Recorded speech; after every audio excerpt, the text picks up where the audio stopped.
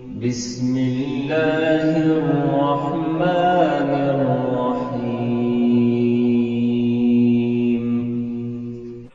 قال فما خطبكم أيها المرسلون قالوا إنا أرسلنا إلى قوم مجرمين لنرسل عليهم حجارة من طين مسومة عند ربك للمسرفين فأخرجنا من كان فيها من المؤمنين فما وجدنا فيها غير بيت من المسلمين وتركنا فيها آية للذين يخافون العذاب الأليم. وفي موسى إذ أرسلناه إلى فرعون بسلطان مبين فتولى بركنه وقال ساحر أو مجنون فأخذناه وجنوده فنبذناهم في اليم وهو مليم. وفي عاد إذ أرسلنا عليهم الريح العقيم ما تذر من شيء أتت عليه إلا جعلته كالرميم. وفي ثمود إذ قيل لهم تمتعوا حتى حين فعتوا عن أمر ربهم فأخذتهم الصاعقة وهم ينظرون فما استطاعوا من قيام وما كانوا منتصرين. وقوم نوح من قبل إنهم كانوا قوما فاسقين. والسماء بنيناها بأيد وإنا لموسعون.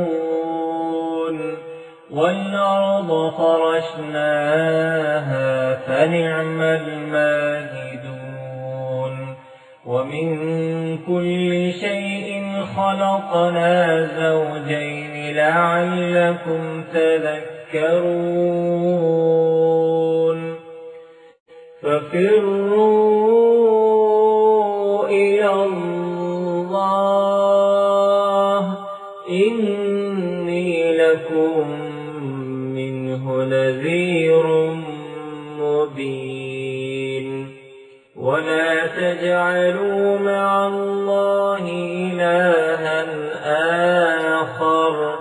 إني لكم منه نذير مبين. كذلك ما أتى الذين من قبلهم من رسول إلا قالوا ساحر أو مجنون أتواصوا به بل هم قوم طاغون. فتول عنهم فما أنت بملوم وذكر فإن الذكرى تنفع المؤمنين. وما خلقت الجن والإنس إلا ليعبدون ما أريد منهم من رزق وما أريد أن يطعمون إن الله هو الرزاق ذو القوة المتين فإن للذين ظلموا ذنوبا مثل ذنوب أصحابهم فلا يستعجلون فويل للذين كفروا من يومهم الذي يوعدون. سورة الطور مكية. بسم الله الرحمن الرحيم. والطور وكتاب مسطور في رق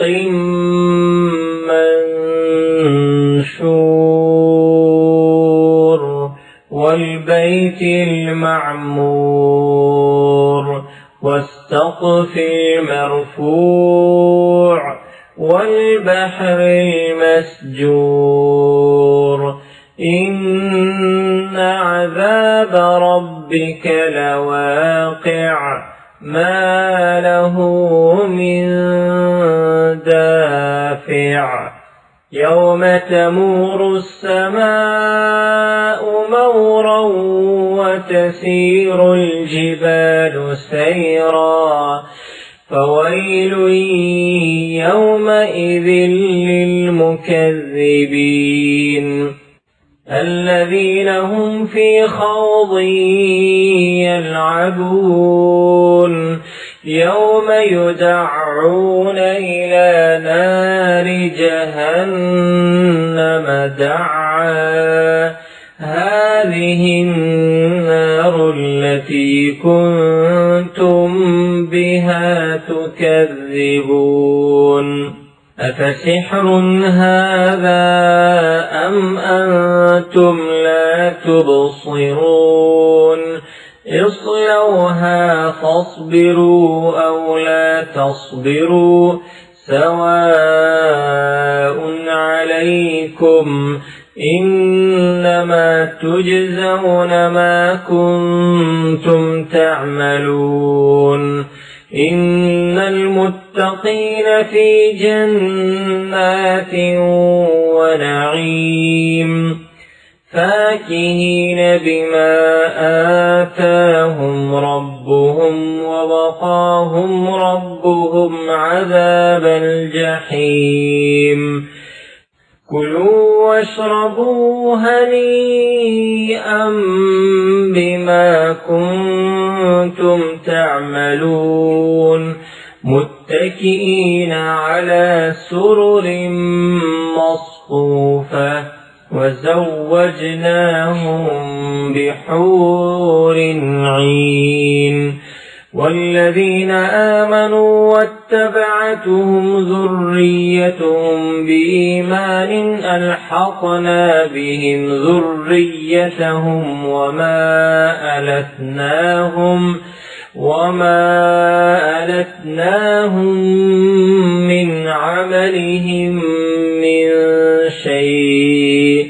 كل امرئ بما كسب رهين وأمددناهم بفاكهة ولحم مما يشتهون يتنازعون فيها كأسا لا لغو فيها ولا تأثيم ويطوف عليهم غلمان لهم كأنهم لؤلؤ مكنون وأقبل بعضهم على بعض يتساءلون قالوا إنا كنا قبل في أهلنا مشفقين فمن الله علينا ووقانا ووقانا عذاب السموم إنا كنا من قبل ندعوه إنه هو البر الرحيم فذكر فما أنت بنعمة ربك بكاهن ولا مجنون أم يقولون شاعر نتربص به ريب المنون قل تربصوا فإني معكم من المتربصين أم تأمرهم أحلامهم بهذا أم هم قوم طاغون أم يقولون تقوله بل لا يؤمنون فليأتوا بحديث مثله إن كانوا صادقين أم خلقوا من غير شيء أم هم الخالقون أم خلقوا السماوات والأرض بل لا يوقنون أم عندهم خزائن ربك أم هم المسيطرون أم لهم سلم يستمعون فيه فليأت مستمعهم بسلطان مبين أم له البنات ولكم البنون أم تسألهم أجرا فهم من مغرم مثقلون أم عندهم الغيب فهم يكتبون أم يريدون كيدا فالذين كفروا هم المكيدون أم لهم إله غير الله سبحان الله عما يشركون وإن يروا كسفا من السماء ساقطا يقولوا سحاب مركوم فذرهم حتى يلاقوا يومهم الذي فيه يصعقون يوم لا يغني عنهم كيدهم شيئا ولا هم ينصرون وإن للذين ظلموا عذابا دون ذلك ولكن أكثرهم لا يعلمون واصبر لحكم ربك فإنك بأعيننا وسبح بحمد ربك حين تقوم ومن الليل فسبحه وإدبار النجوم.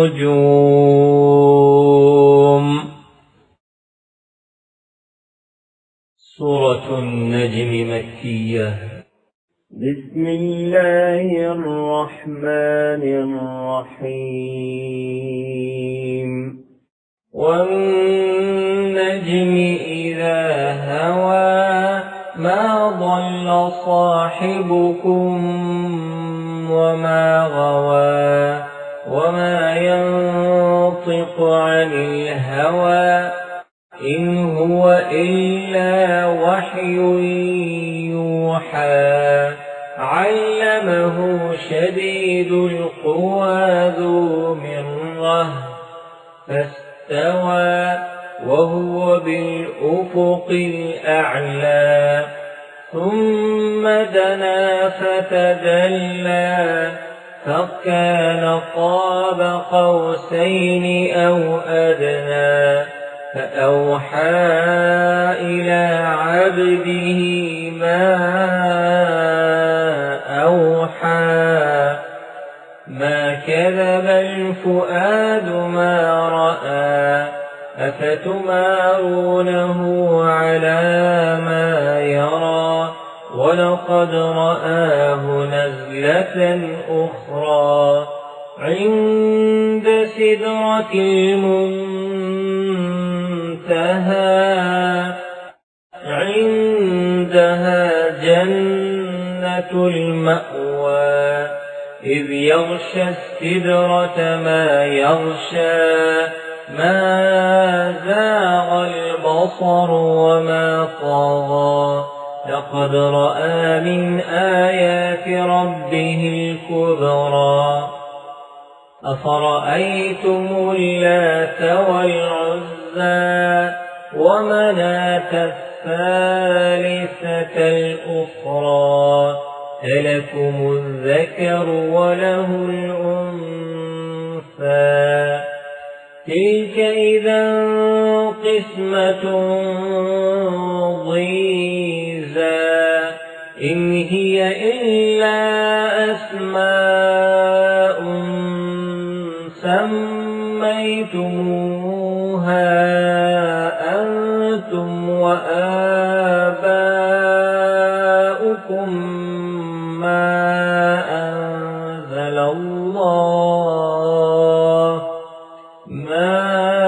أنزل الله بها من سلطان إن يتبعون إلا الظن وما تهوى الأنفس ولقد جاءهم من ربهم الهدى أم للإنسان ما تمنى فلله الآخرة والأولى وكم من ملك في السماوات لا تغني شفاعتهم شيئا إلا من بعد أن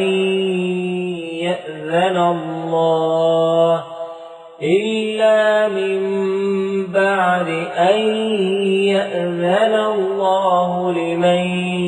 يشاء ويرضى إن الذين لا يؤمنون بالآخرة ليسمون الملائكة تسمية الأنثى وما لهم به من علم إن يتبعون إلا الظن وإن الظن لا يغني من الحق شيئا فأعرض عمن تولى عن ذكرنا ولم يرد إلا الحياة الدنيا ذلك مبلغهم من العلم إن ربك هو أعلم بمن ضل عن سبيله وهو أعلم بمن اهتدى ولله ما في السماوات وما في الأرض ليجزي الذين أساءوا بما عملوا ويجزي الذين أحسنوا بالحسنى الذين يجتنبون كبائر الإثم والفواحش إلا اللمم إن ربك واسع المغفرة هو أعلم بكم إذ أنشأكم من الأرض وإذ أنتم أجنة أجنة في بطون أمهاتكم فلا تزكوا أنفسكم هو أعلم بمن اتقى أفرأيت الذي تولى وأعطى قليلا وأكدى أعنده علم الغيب فهو يرى أم لم ينبأ بما في صحف موسى وإبراهيم الذي وفى ألا تزر وازرة وزر أخرى وأن ليس للإنسان إلا ما سعى وأن سعيه سوف يرى ثم يجزاه الجزاء الأوفى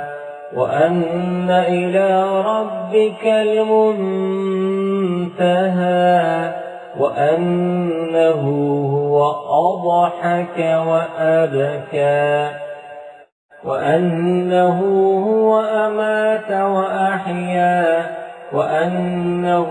خلق الزوجين الذكر والأنثى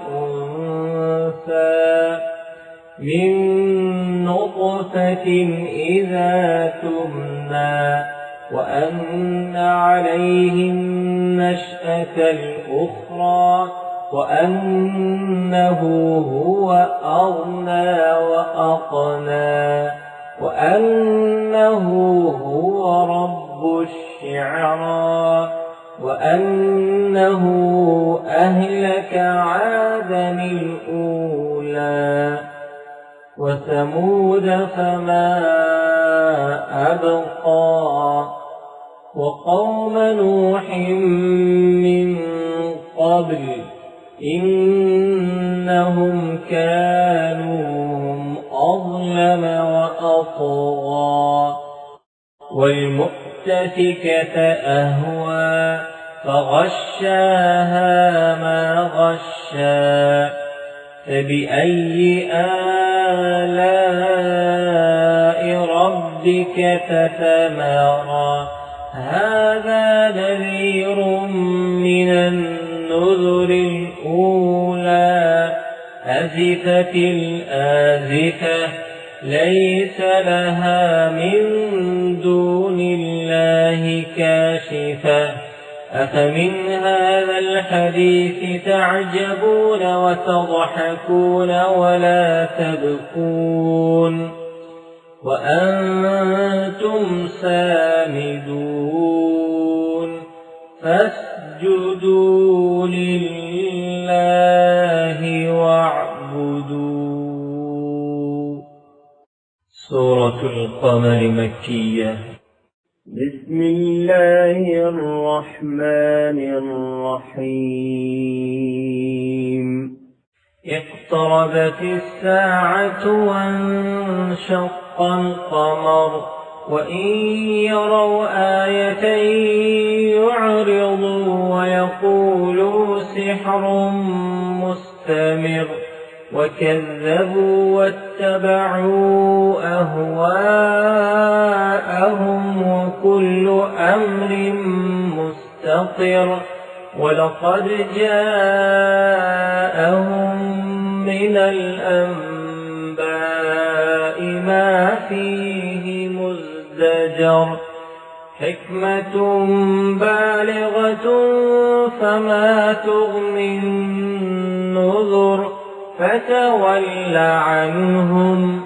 يوم يدعو الداعي إلى شيء نكر خش عن أبصارهم يخرجون من الأجداث كأنهم جراد منتشر مهطعين إلى الداع يقول الكافرون هذا يوم عسر كذبت قبلهم قوم نوح فكذبوا عبدنا وقالوا مجنون وازدجر فدعا ربه أني مغلوب فانتصر ففتحنا أبواب السماء بماء منهمر وفجرنا الأرض عيونا فالتقى الماء على أمر قد قدر وحملناه على ذات ألواح ودسر تجري بأعيننا جزاء لمن كان كفر ولقد تركناها آية فهل من مدكر فكيف كان عذابي ونذر ولقد يسرنا القرآن للذكر فهل من مدكر كذبت عاد فكيف كان عذابي ونذر إنا أرسلنا عليهم ريحا صرصرا في يوم نحس مستمر تنزع الناس كأنهم أعجاز نخل منقعر فكيف كان عذابي ونذر ولقد يسرنا القرآن للذكر فهل من مدكر كذبت ثمود بالنذر فقالوا أبشرا منا واحدا نتبعه إنا إذا لفي ضلال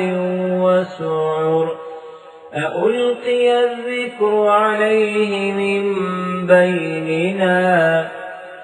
بل هو كذاب أشر سيعلمون غدا من الكذاب الأشر إنا مرسل الناقة فتنة لهم فارتقبهم واصطبر ونبئهم أن الماء قسمة بينهم كل شرب محتضر فنادوا صاحبهم فتعاطى فعقر فكيف كان عذابي ونذر إنا أرسلنا عليهم صيحة واحدة فكانوا كهشيم المحتضر ولقد يسرنا القرآن للذكر فهل من مدكر كذبت قوم لوط بالنذر إنا أرسلنا عليهم حاصبا إلا آل لوط نجيناهم بسحر نعمة من عندنا كذلك نجزي من شكر ولقد أنذرهم بطشتنا فتماروا بالنذر ولقد راودوه عن ضيفه فطمسنا أعينهم فذوقوا عذابي ونذر ولقد صبحهم بكرة عذاب مستقر فذوقوا عذابي ونذر ولقد يسرنا القرآن للذكر فهل من مدكر ولقد جاء آل فرعون النذر كذبوا بآياتنا كلها فأخذناهم أخذ عزيز مقتدر أكفاركم خير من أولئكم أم لكم براءة في الزبر أم يقولون نحن جميع منتصر سيهزم الجمع ويولون الدبر بل الساعة موعدهم والساعة أدهى وأمر إن المجرمين في ضلال وسعر يوم يسحبون في النار على وجوههم ذوقوا مس سقر إنا كل شيء خلقناه بقدر وما أمرنا إلا واحدة كلمح بالبصر ولقد أهلكنا أشياعكم فهل من مدكر وكل شيء فعلوه في الزبر وكل صغير وكبير مستطر إن المتقين في جنات ونهر في مقعد صدق عند مليك مقتدر سورة الرحمن مدنية أعوذ بالله من الشيطان الرجيم بسم الله الرحمن الرحيم الرحمن علم القرآن خلق الإنسان علمه البيان الشمس والقمر بحسبان والنجم والشجر يسجدان والسماء رفعها ووضع الميزان ألا تطغوا في الميزان وأقيموا الوزن بالقسط ولا تخسروا الميزان والأرض وضعها للأنام فيها فاكهة والنخل ذات الأكمام والحب ذو العصف والريحان فبأي آلاء ربكما تكذبان خلق الإنسان من صلصال كالفخار وخلق الجان من مارج من نار فبأي آلاء ربكما تكذبان رب المشرقين ورب المغربين فبأي آلاء ربكما تكذبان مرج البحرين يلتقيان بينهما برزخ لا يبغيان فبأي آلاء ربكما تكذبان يخرج منهما اللؤلؤ والمرجان فبأي آلاء ربكما تكذبان وله الجوار المنشآت في البحر كالأعلام فبأي آلاء ربكما تكذبان كل من عليها فان ويبقى وجه ربك ذو الجلال والإكرام فبأي آلاء ربكما تكذبان يسأله من في السماوات والأرض كل يوم هو في شأن فبأي آلاء ربكما تكذبان سنفرغ لكم أيها الثقلان فبأي آلاء ربكما تكذبان يا معشر الجن والإنس إن استطعتم أن تنفذوا من أقطار السماوات والأرض فانفذوا لا تنفذون إلا بسلطان فبأي آلاء ربكما تكذبان يرسل عليكما شواظ من نار ونحاس فلا تنتصران فبأي آلاء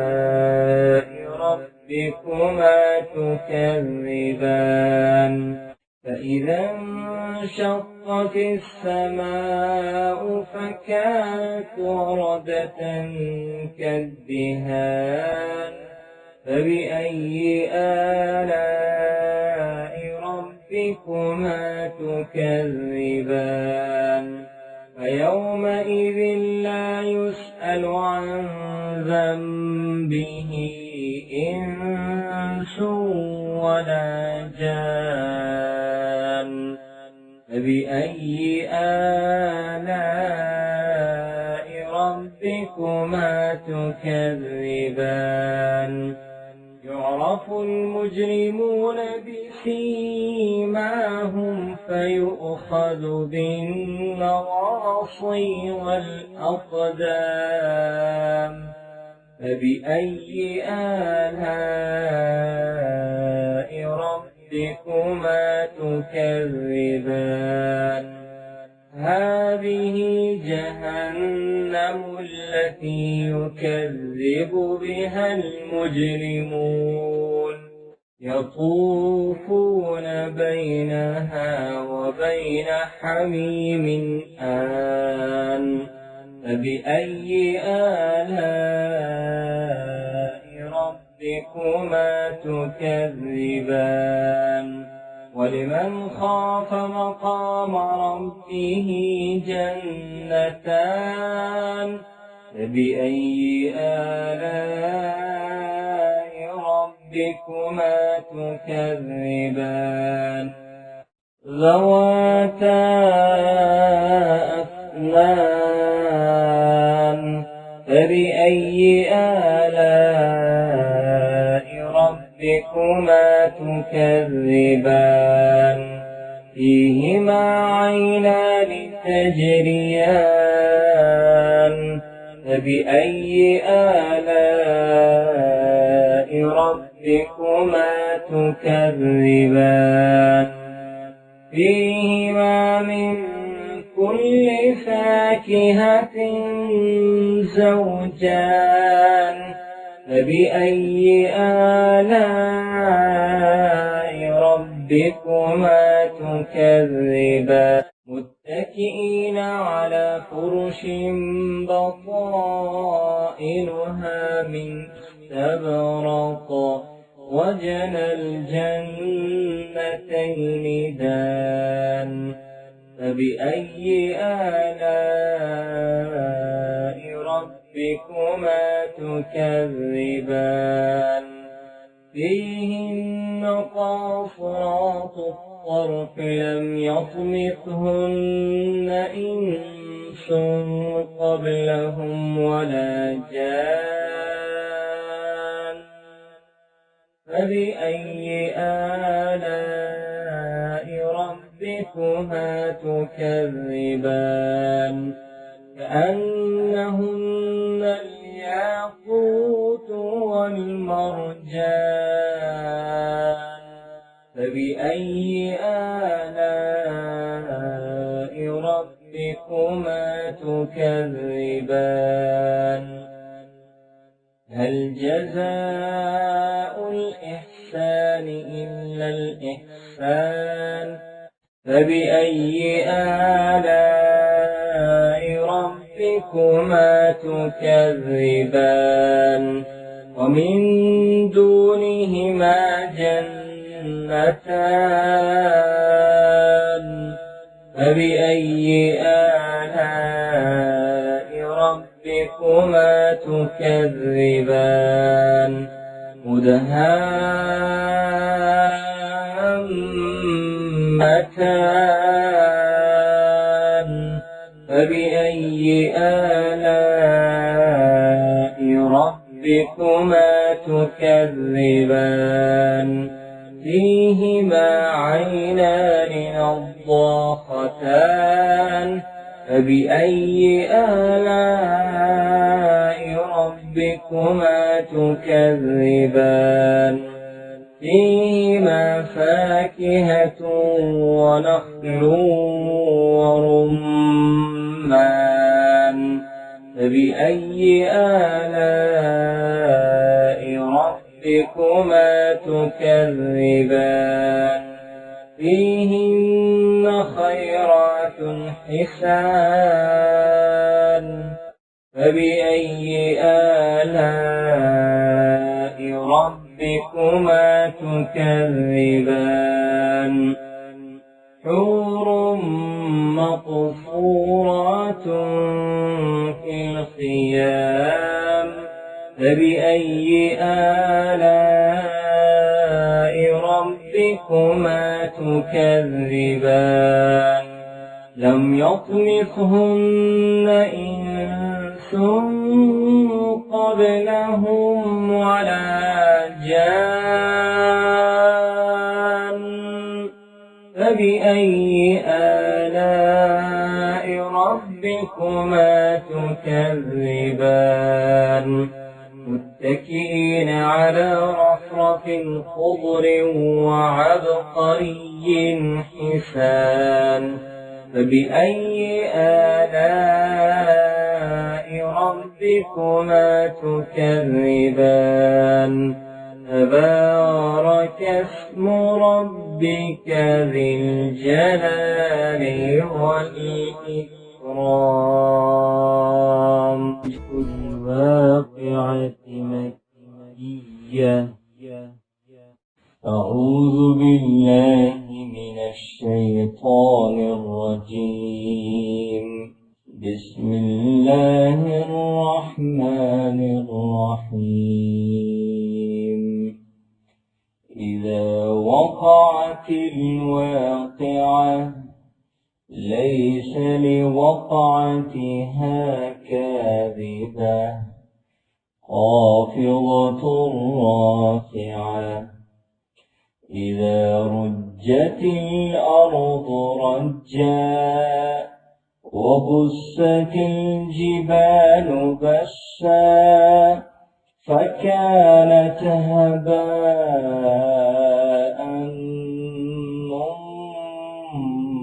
منبثا وكنتم أزواجا ثلاثة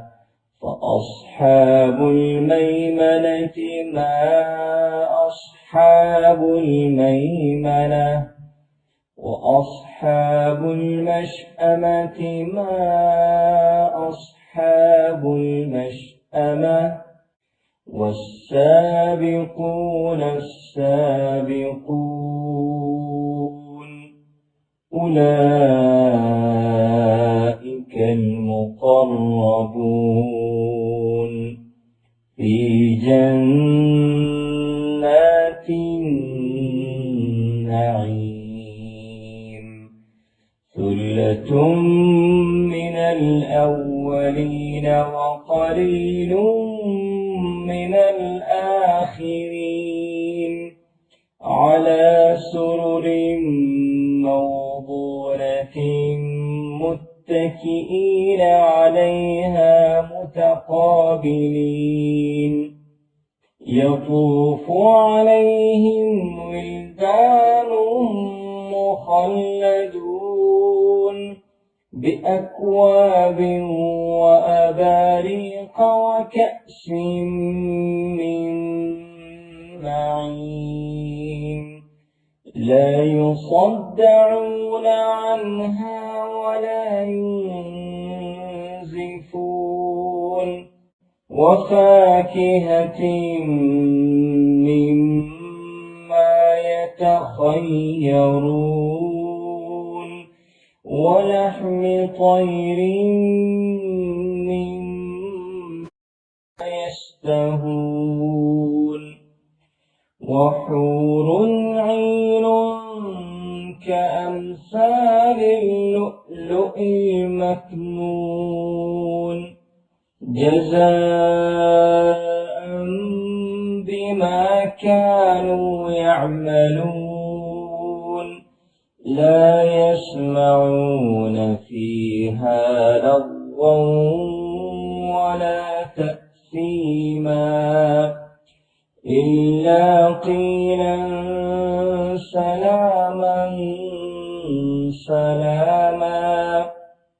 وأصحاب اليمين ما أصحاب اليمين في سدر مخضود وطلح منضود وظل ممدود وماء مسكوب وفاكهة كثيرة لا مقطوعة ولا ممنوعة وفرش مرفوعة إنا أنشأناهن إنشاء فجعلناهن أبكارا عربا أترابا لأصحاب اليمين ثلة من الأولين وثلة من الآخرين وأصحاب الشمال ما أصحاب الشمال في سموم وحميم وظل من يحموم لا بارد ولا كريم إنهم كانوا قبل ذلك مترفين وكانوا يصرون على الحنث العظيم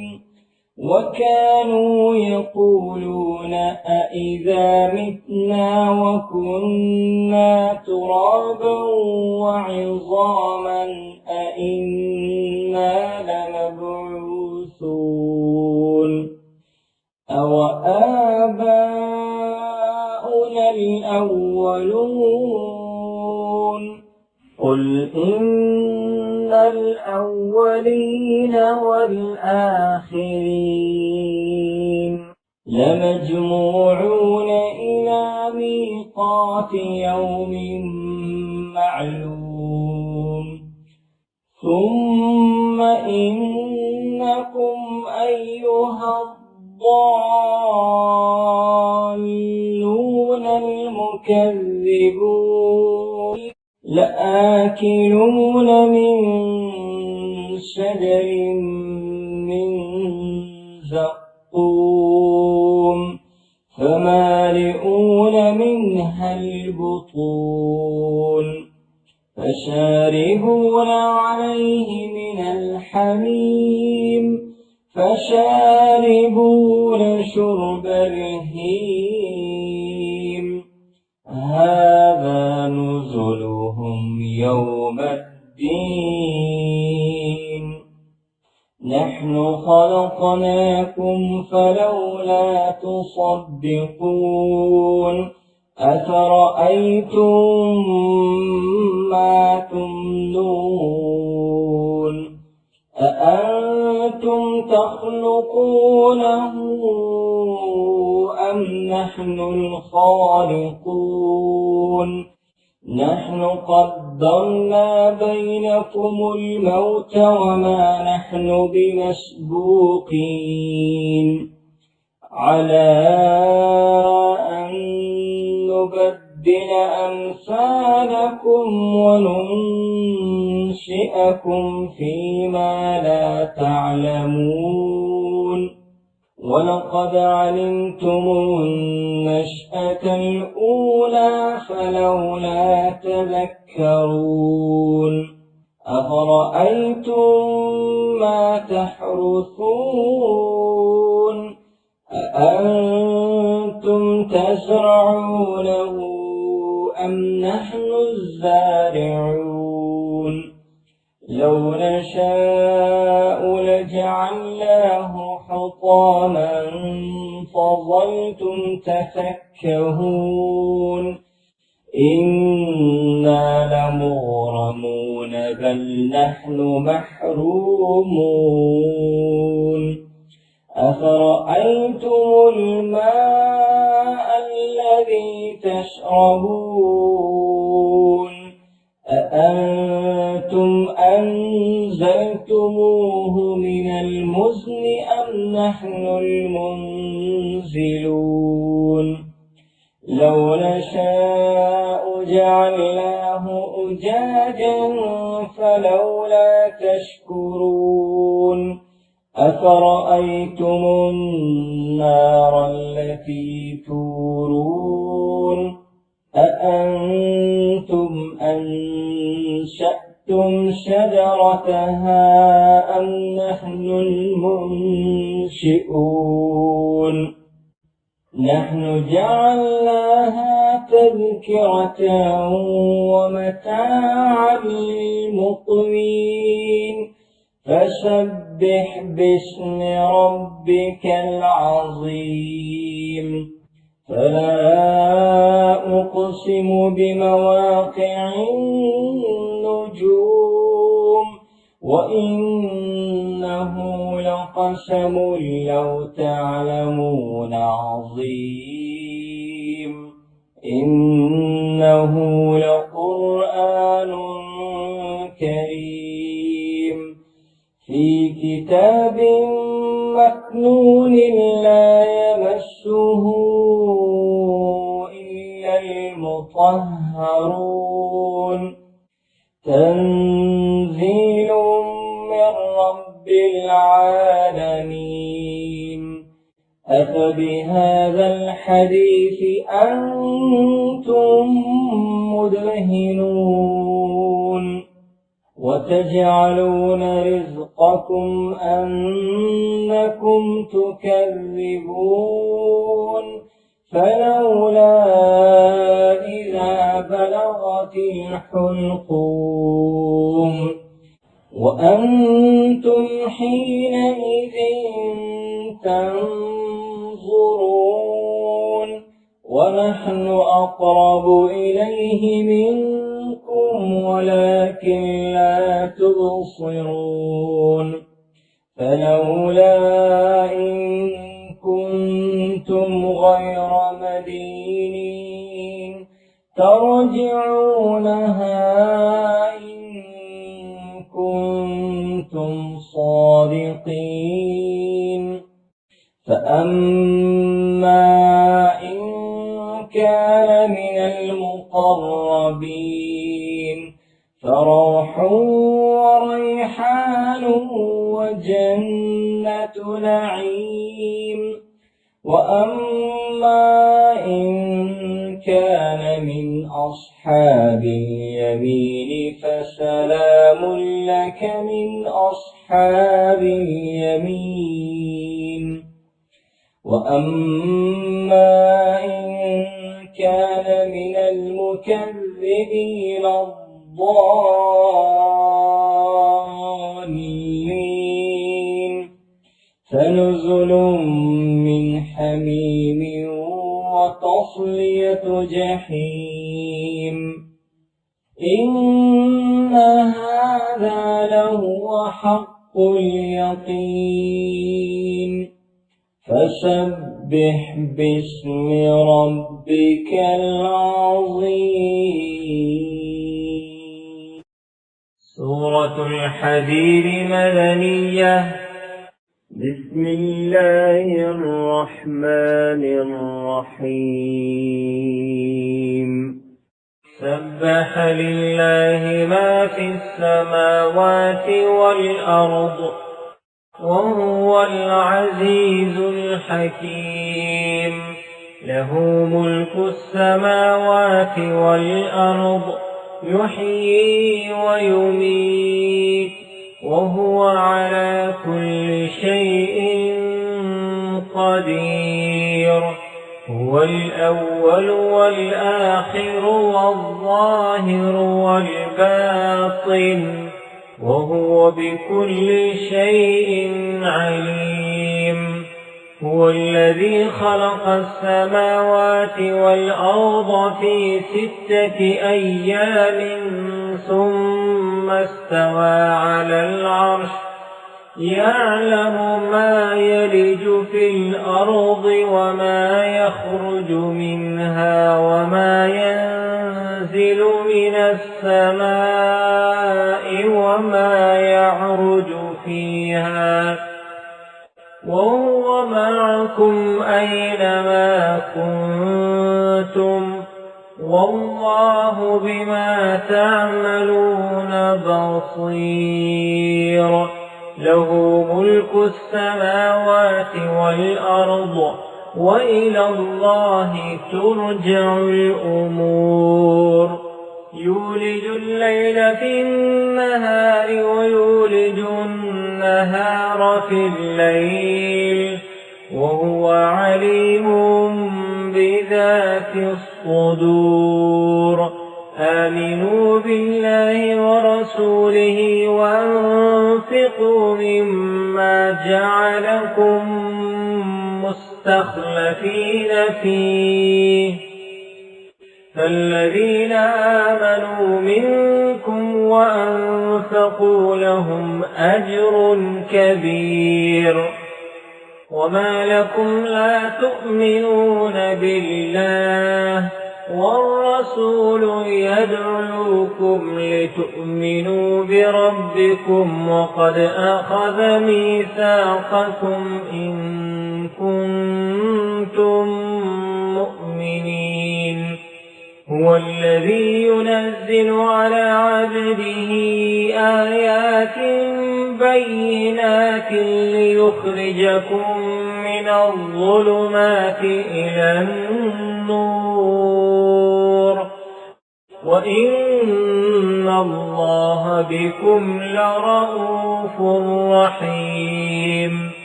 وما لكم ألا تنفقوا في سبيل الله ولله ميراث السماوات والأرض لا يستوي منكم من أنفق من قبل الفتح أولئك أعظم درجة من الذين أنفقوا من بعد وقاتلوا وكلا وعد الله الحسنى والله بما تعملون خبير. من ذا الذي يقرض الله قرضا حسنا فيضاعفه له وله أجر كريم؟ يوم ترى المؤمنين والمؤمنات يسعى نورهم بين أيديهم وبأيمانهم بشراكم اليوم جنات تجري من تحتها الأنهار خالدين فيها ذلك هو الفوز العظيم. يوم يقول المنافقون والمنافقات للذين آمنوا انظرونا نقتبس من نوركم قيل ارجعوا وراءكم فالتمسوا نورا فضرب بينهم بسور له باب باطنه فيه الرحمة وظاهره من قبله العذاب ينادونهم ألم نكن معكم قالوا بلى ولكنكم فتنتم أنفسكم وتربصتم وارتبتم وغرتكم الأماني حتى جاء أمر الله وغركم بالله الغرور. فاليوم لا يؤخذ منكم فدية ولا من الذين كفروا مأواكم النار هي مولاكم وبئس المصير. ألم يأن للذين آمنوا أن تخشع قلوبهم لذكر الله وما نزل من الحق ولا يكونوا كالذين أوتوا الكتاب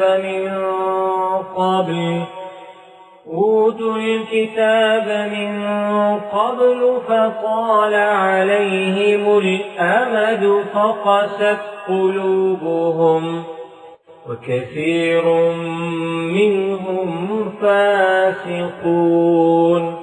اعلموا أن الله يحيي الأرض بعد موتها قد بينا لكم الآيات لعلكم تعقلون. إن المصدقين والمصدقات وأقرضوا الله قرضا حسنا يضاعف لهم ولهم أجر كريم. والذين آمنوا بالله ورسله أولئك هم الصديقون والشهداء عند ربهم لهم أجرهم ونورهم. والذين كفروا وكذبوا بآياتنا أولئك أصحاب الجحيم. اعلموا أنما الحياة الدنيا لعب وله وزينة وتفاخر بينكم وتكاثر في الأموال والأولاد كمثل غيث أعجب الكفار نباته ثم يهيج فتراه مصفرا ثم يكون حطاما وفي الآخرة عذاب شديد ومغفرة من الله ورضوان وما الحياة الدنيا إلا متاع الغرور سابقوا إلى مغفرة من ربكم وجنة عرضها كعرض السماء والأرض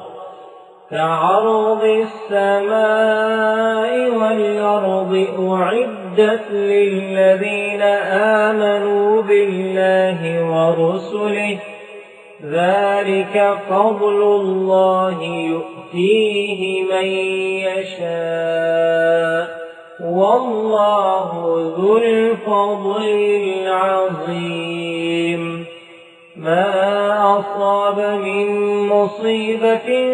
في الأرض ولا في أنفسكم إلا في كتاب من قبل أن نبرأها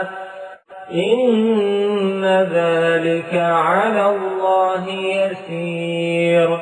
لكي لا تأسوا على ما فاتكم ولا تفرحوا بما آتاكم والله لا يحب كل مختال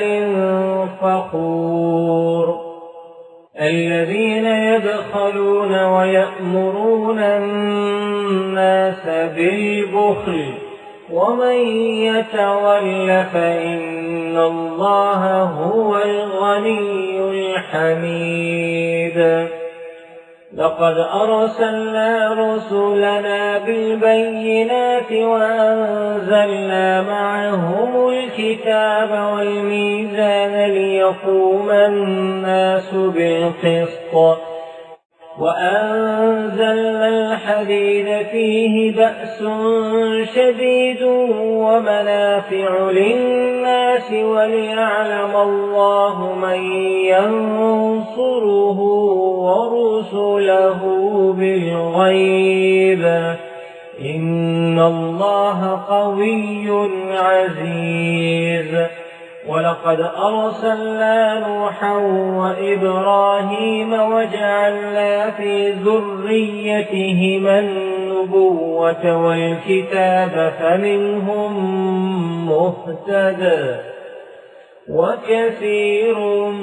منهم فاسقون ثم قفينا على آثارهم برسلنا وقفينا بعيسى ابن مريم وآتيناه الإنجيل وجعلنا في قلوب الذين اتبعوه رأفة ورحمة ورهبانية ابتدعوها ما كتبناها عليهم إلا ابتغاء